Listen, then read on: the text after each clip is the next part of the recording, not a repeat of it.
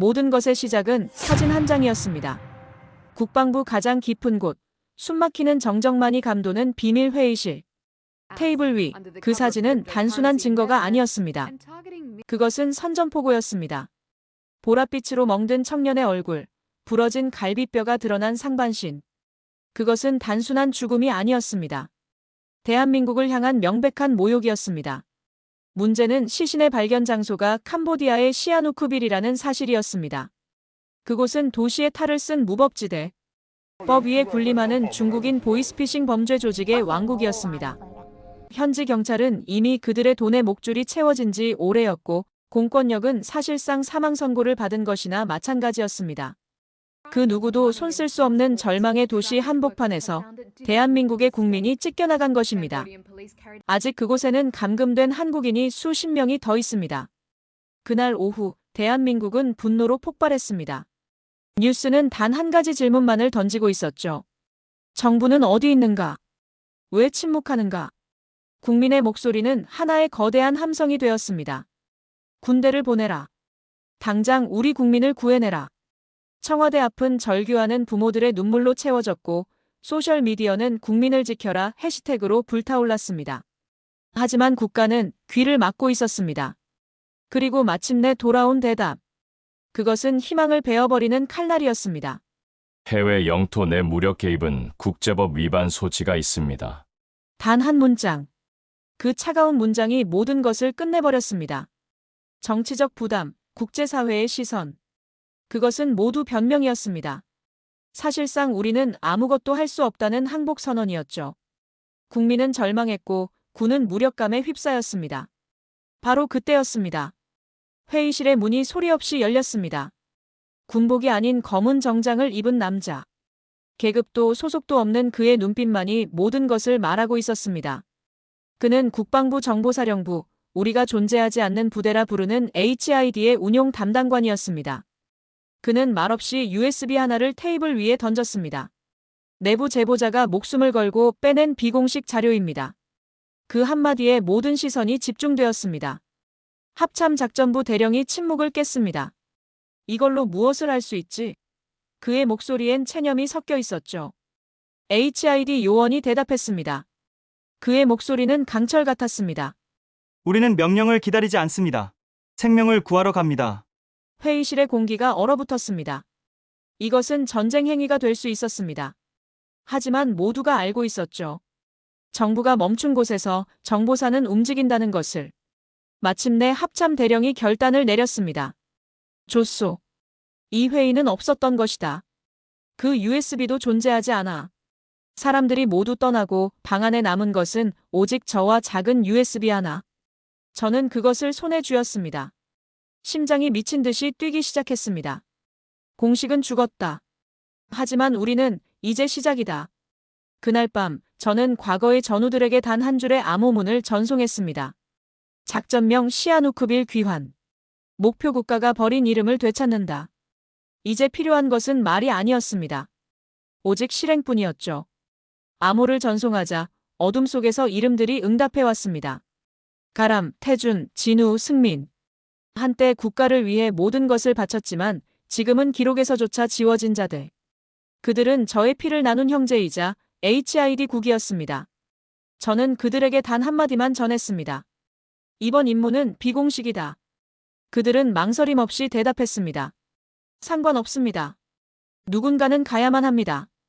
우리는 우리 자신을 버리는 것부터 시작했습니다.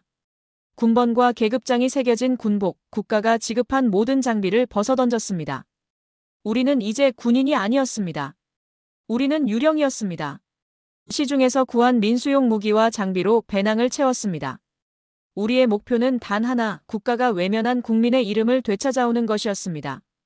그렇게 우리는 다시 한번 세상에 존재하지 않는 팀이 되었습니다. 작전 브리핑은 짧고 단호했습니다. 공식 작전이라면 우린 지휘를 받는다. 하지만 이번은 다르다. 실패하면 우리는 세상에서 사라진다. 막내 승민이 물었습니다.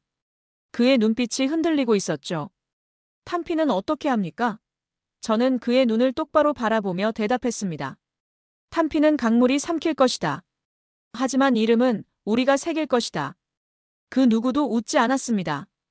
우리는 이미 모든 것을 각오하고 있었습니다. 우리의 첫 임무는 적의 심장을 해부하는 것이었습니다. 시아누크빌 외곽의 불법 카지노 단지. 그곳은 평범한 건물에 탈을 쓴 지옥이었습니다.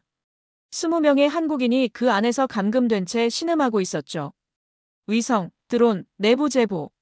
모든 정보를 융합해 그들의 패턴을 분석했습니다.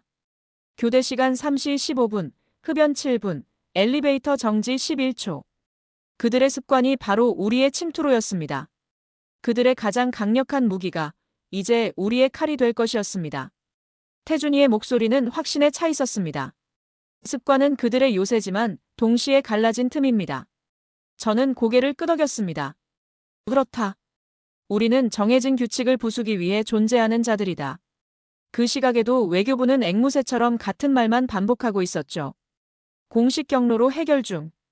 그 말은 아무것도 하지 않겠다는 뜻이었습니다.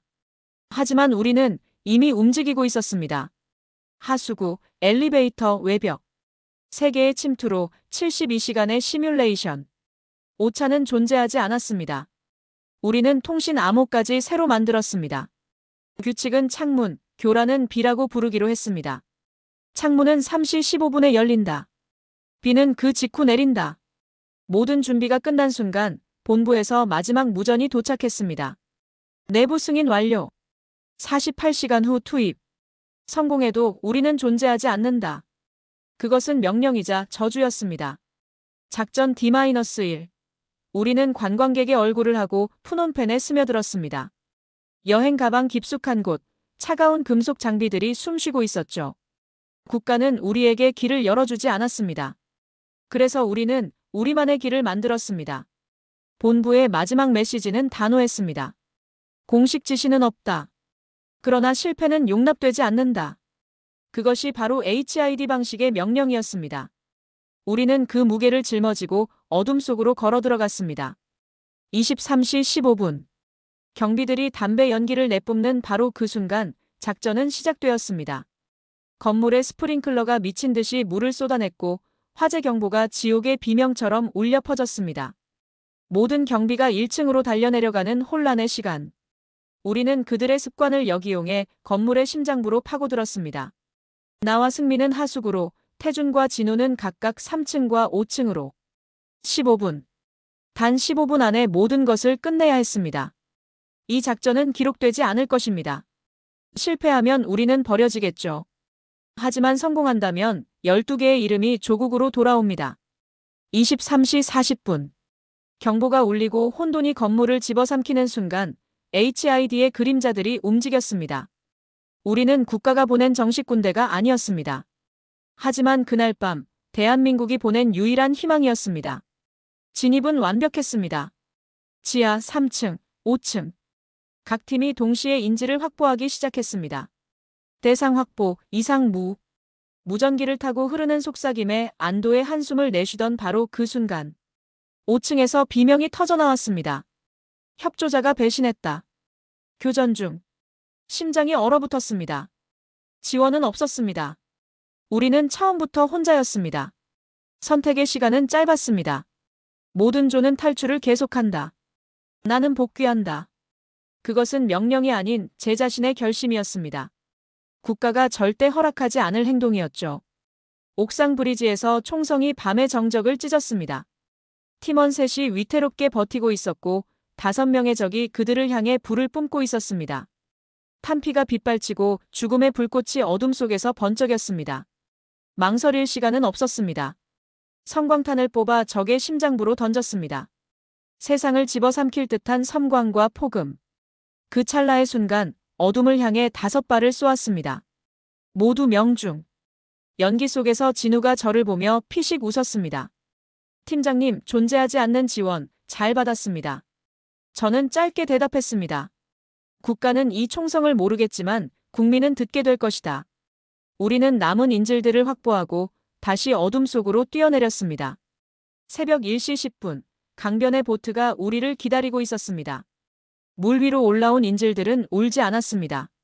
대신 눈을 감고 자유의 공기를 폐 깊숙이 들이마셨죠. 정말 한국군이십니까? 떨리는 물음에 저는 고개를 끄덕였습니다. 우리는 당신들의 이름 없는 군인입니다. 보트는 어둠을 가르며 나아갔고 등 뒤에서는 여전히 혼란의 불빛이 아른거렸습니다. 세상은 아무것도 모른 채 작전은 끝났습니다. 그날 새벽 12개의 이름이 다시 생명을 얻었습니다. 민수, 재현, 상훈 국가가 잠시 잊었던, 그러나 우리가 결코 포기할 수 없었던 이름들이었죠. 태준이가 나지막이 말했습니다. 이 작전은 역사에 남지 않겠군요. 저는 강물을 바라보며 대답했습니다. 역사 대신 사람들의 가슴에 남을 것이다. 누군가는 우리를 시아누크빌의 유령들이라 부르겠지. 한 인질이 제게 속삭였습니다. 당신들이 없었다면 우린 죽었습니다. 저는 대답했습니다. 그것이 우리가 존재하는 이유입니다. 새벽 공항은 전쟁터나 다름없었습니다. 현지 정부는 이미 비상을 걸었고 공항은 무장 경찰들로 가득했습니다. 우리는 홀로 이 관문을 통과해야만 했습니다. 여권 위의 이름은 가짜, 표정은 완벽한 관광객이어야 했죠. 추가 보안 점검 실시. 안내방송이 울리는 순간 팀원들의 눈빛이 교차했습니다. 누구도 흔들리지 않았습니다. 비조가 먼저 통과했다는 무전. 그것이 유일한 희망이었습니다. 제 차례였습니다. 경찰관이 제 여권과 얼굴을 번갈아 쳐다보았습니다. 영원처럼 느껴지는 시간. 땀 한 방울이 등줄기를 타고 흘러내렸습니다. 여행 목적은? 그의 날카로운 질문에 저는 차분히 대답했습니다. 관광입니다. 잠시 흐르던 정적. 그리고 마침내 여권을 돌려주며 그가 말했습니다. 가도 좋습니다. 우리는 게이트를 통과했습니다.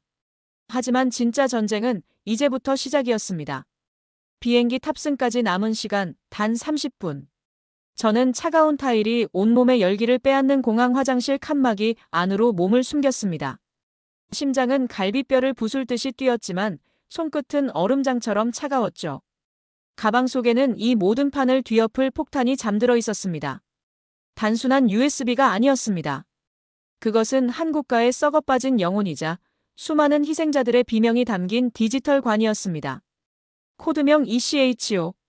그 안에는 현지 정부 고위층과 범죄 조직이 피로 맺은 추악한 거래 명단, 인간을 상품처럼 팔아넘긴 인신매매 루트, 그리고 그들의 배를 불린 검은 비자금 계좌 내역이 빼곡히 들어있었습니다. 이것은 단순한 증거가 아니었습니다.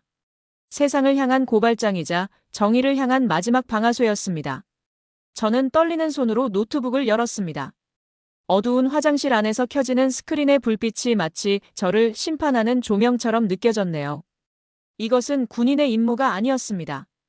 이것은 심판자의 영역이었죠. 암호화된 3개의 채널을 열었습니다. 첫 번째는 조국의 눈과 귀, 대한민국 국정원. 두 번째는 국경 없는 양심, 국제인권기구. 그리고 마지막은 진실을 전 세계로 퍼뜨릴 확성기, CNN과 BBC, 로이터였습니다. 마우스 커서를 보내기 버튼 위로 가져갔습니다. 단 한 번의 클릭. 이 클릭 한 번으로 저는 돌아올 수 없는 강을 건너게 될 것이었습니다. 전속률을 나타내는 숫자가 거북이처럼 기어갔습니다. 32%, 64%. 밖에서 들리는 모든 발소리가 마치 저를 잡으러 오는 사형 집행인의 발걸음처럼 들려왔습니다. 마침내 화면에 뜬 전송 완료 메시지. 저는 USB를 뽑아 망설임 없이 무릎으로 부러뜨렸습니다. 조용한 폭탄은 마침내 발사되었습니다. 귀국과 동시에 헌병들이 저를 기다리고 있었습니다. 예상했던 순간이었죠. 국방부 지하 회의실, 저를 기다리는 것은 싸늘한 시선들이었습니다. 무단 군사 개입, 국제법 위반, 정부 승인 없음. 죄목들이 저를 올가매려 했습니다. 하지만 저는 당당히 말했습니다. 그래서 12명의 국민이 살아 돌아왔습니다.